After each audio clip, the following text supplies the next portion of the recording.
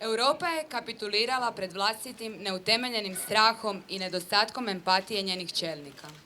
Pala je na testu ljudskosti i izigrala sve vrijednosti na kojima je stvorena.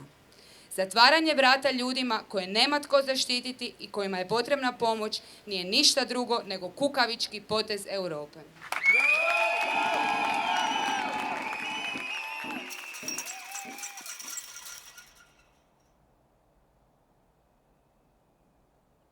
Zatvaranje balkanske rute je zapravo značilo onemogućavanje daljnjeg kretanja brojnim izbjeglicama koje su se zatekle kako u Hrvatskoj, tako u Srbiji i Makedoniji, a najveći broj njih u Grčkoj i u Turskoj. I nakon zatvaranja balkanske rute, odnosno možda je bolje reći balkanskog koridora, jer se ipak nije radilo o ruti istoga tipa, potpisan je Europsko-turski sporazum gdje je zapravo Europska unija financijskim poticajima sa Turskom potpisala ugovor o zadržavanju izbjeglica na njihovom teritoriju i onemogućavanja njihovog daljnjeg kretanja prema zemljama članicama. Prije svega time krši temeljne principe međunarodne zaštite.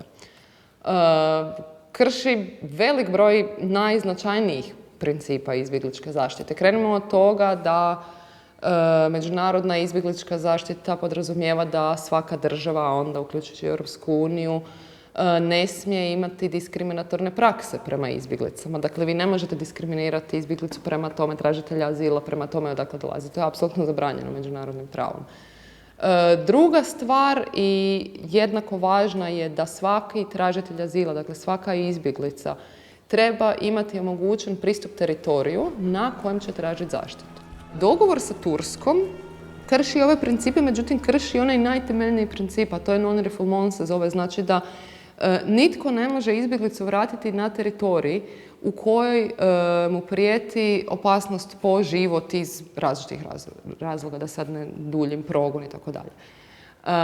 Kad bi Turska barem bila siguran sustav u tome smislu da ne vraća izbjeglice u te teritorije, da pruža temeljna prava, onda bismo još mogli govoriti, rekli bismo da to nije pravno opravdan ili moralno opravdan, ali ajde, postoji nekakva adekvatna zaštita, međutim vi ju nemate u stvarnosti. Dakle, mi smo zapravo izbjeglice gurnuli u prostoru kojima im se ne garantira ta temeljna zaštita. Ugovor koji su potpisale Europska unija i Turska donosi niz različitih opasnosti za same izbjeglice. On naravno nije pisan iz vizure izbjeglice i nije pisan sa ciljem njihove zaštite. Taj je ugovor sklopljen u cilju zaštite zemalja članica Europske unije od ulaska novih ljudi u njihove zemlje. Radi se o svojevrsnom jačanju tog sekuritizacijskog aspekta, odnosno sigurnosnog aspekta, pri čemu se štite granice i teritoriji, pa naravno onda i nacionalni budžeti, pa naravno i različite vrste nacionalnih i kulturnih identiteta, pri čemu se izbjeglice smatraju jednom velikom prijetnjom. Treba reći zapravo da izbjeglički val ne prestaje, da ljudi iz Sirije i dalje odlaze i da se naprosto Turska puni sve više i više i ne može osigurati pomoć i zbrinjavanje za sve izbjeglice, osobito uzevši u obzir situaciju u Turskoj koja je doista u smislu političkog režima izrazito autoritarna i zatvorena. To je zemlja koja ne može jamčiti zaštitu ljudskih prava i slobode svojim građanima, a kamoli izbjeglicama, koji doista tretira vrlo često na nehumane načine, poništavajući njihovo ljudsko dostojanstvo.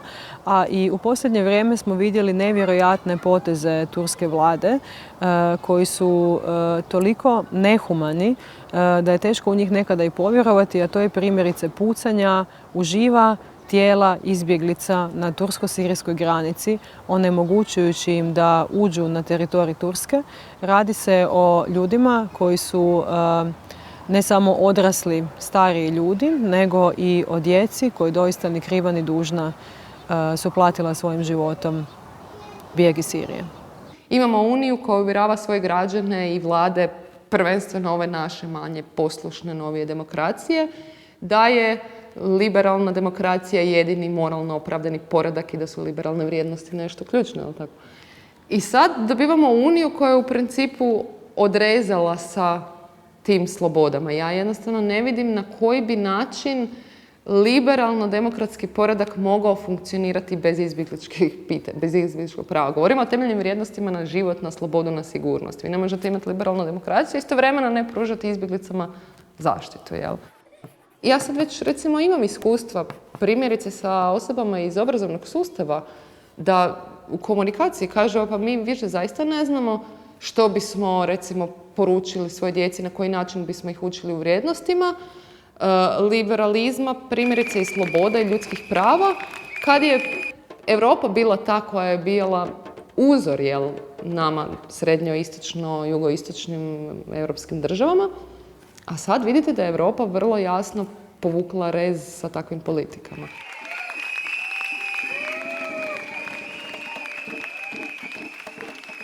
Ne trebate biti majka da znate kako je onoj koja je rodila prije 6 mjeseci, a jučer ga je pokopala u moru. 111.082 djece prošle ovih 5 mjeseci kroz Hrvatsku. Toliko će se u Hrvatskoj djece roditi u sljedeće 3 godine. I nama, njihovim roditeljima, obećavaju 1000 eura za svako od te djece. Nemojmo uopće biti u zabludi da bi na našu djecu išli gumenim mecima, da im ne trebaju za njihove mirovine u lijevim i desnim građevinama. Dijete koje je pred vama, pred žilet žicom, dijete koje je pred vojnikom ili pred gumenim metkom, pred plinskom bombom, ono nije prvo izbjeglica. Ono nije prvo Sirika i nije prije Kurdi, ono nikad nije ilegalno. To dijete je uvijek i prvo i samo jedino dijete. I zatvaranjem granica mi njih ubijamo. Sutra će se našim autocestama voziti leševi te djece u kamionima ako im mi to dopustimo.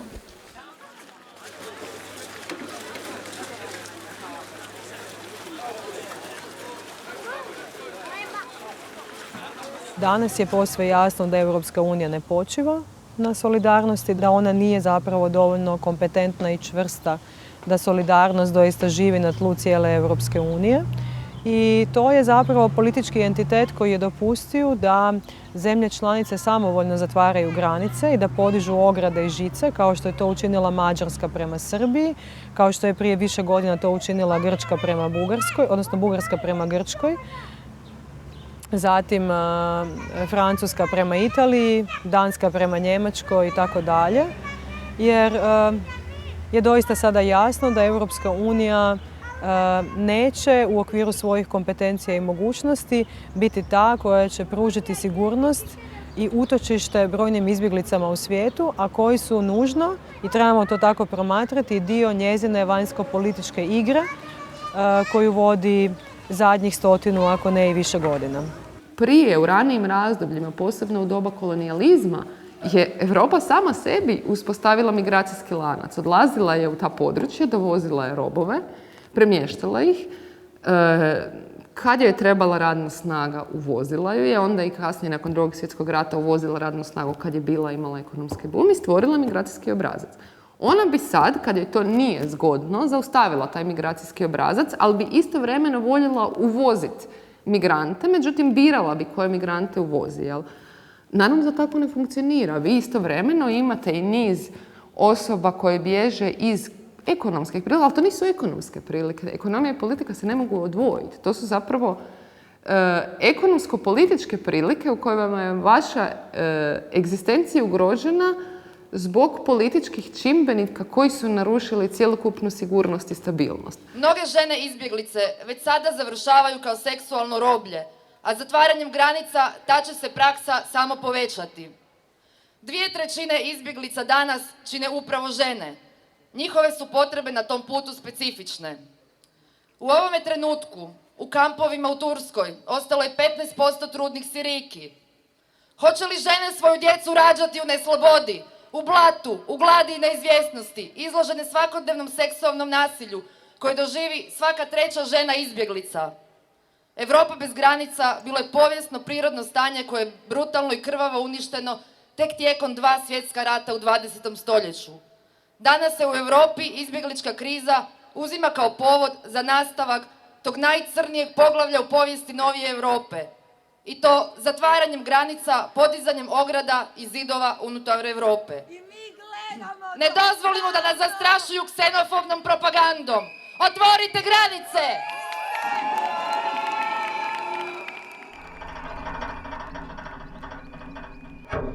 Treba imati na umu da jedan od ciljeva Europsko-turskog sporazuma i uopće odluke oko zatvaranja Balkanskog koridora je imao za cilj spriječiti krijumčarenje i premijeri zemalja na Balkanskoj ruti su se zapravo dičili svojom mudrom odlukom koja će upravo spriječiti krijumčarenje ljudima i trgovanje ljudima.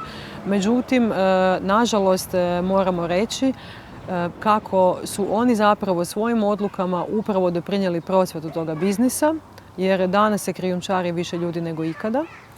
I postavlja se pitanje gdje je nestalo nekoliko tisuća djece koja su zamijećena na ruti od Grčke do Srbije, a kasnije im se primjerice izgubio svaki trag. Gdje je nestalo nekoliko tisuća ljudi koji su došli u zapadne zemlje članice Europske unije, to je zapravo iznimno veliko pitanje. Stoga je posebno važno da se otvore legalni putevi za izbjeglice i da im se ne sprečava legalan ulaz u Europsku uniju i ulazak u legalne postupke, koji naravno onda mogu rezultirati negativno po njih, no nemojmo a priori uništavati ljudima mogućnost za bolji život i pri tome zapravo direktno podržavati prodaju tih ljudi, ugrožavanje i uništavanje njihovih života i u konačnici njihovu smrt koja više nije rijetkost, nego je postala svakodnevno pravilo. I to ne samo na Mediteranu i u Egeju. Koja je to poruka Europske unije?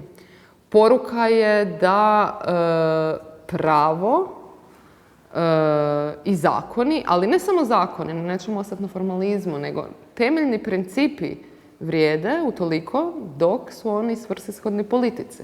U momentu kad se politički kontekst promijeni, vama se i osnovna vaša građanska prava mijenjaju. Ostavljena su velikoj pravnoj nesigurnosti. Što zapravo možemo očekivati? Ovo je legitimiziranje principa koji idu kontra cijelog izbjegličkog prava. U tome se svi trebamo osjećati nesigurni i u potencijalnoj budućnosti da se mi sami nađemo kao izbjeglice. Nama više nitko ne može garantirati zaštitu. Druga stvar, vi više ne znate koji su od temeljnih normi i vrijednosti zaista stabilni. Sutra nam se političke prilike mogu mijenjati i sutra nam se može onda promijeniti i cijeli vrijednosni okvir ako je to politički korisno. Mi ne znamo da li ćemo sutra imati neka građanska prava ili nećemo imati građanska prava. Naprosto je sve ovime dovedeno u pitanje. A ovo nije samo pitanje izbjeglica, ovo je pitanje svih nas.